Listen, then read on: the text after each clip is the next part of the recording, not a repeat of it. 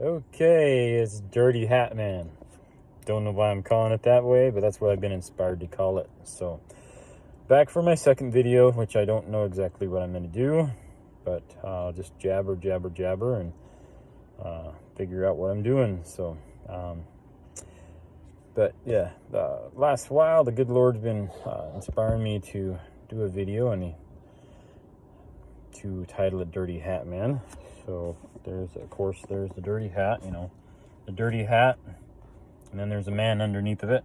So like I said last time, I got heat exhaustion about 14 years ago, and ever since then I had to wear a hat, and I got it during my lawn care season.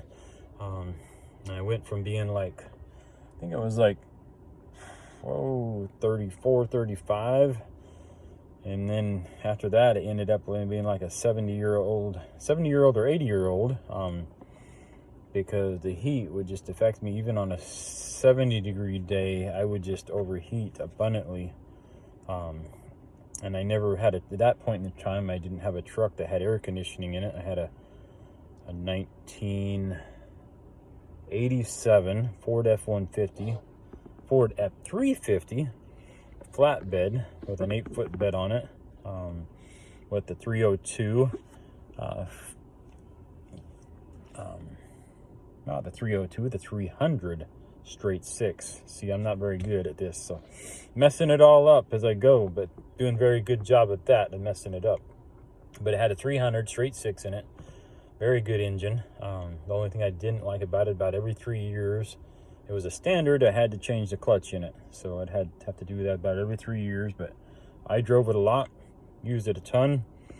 But then I got that heat exhaustion, and I tried fans in the truck.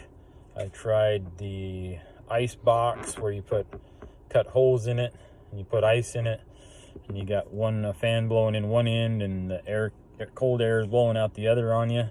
And it worked a little bit, but not enough. So I finally had to sell it. And then I got my newer truck, which was a 95 Ford F-150. Still an old truck, but it had air conditioning, and it had the 300 in it, the straight 6. But instead of being carbureted, it was fuel injected. And it was a good truck. Didn't have a whole lot of power, but if you could hook anything to it, it would pull it. If you could get traction, it would move it. So that was my second truck with air conditioning after I got the heat exhaustion. And so then I had to be very reliant on my Heavenly Father, because I couldn't do it myself.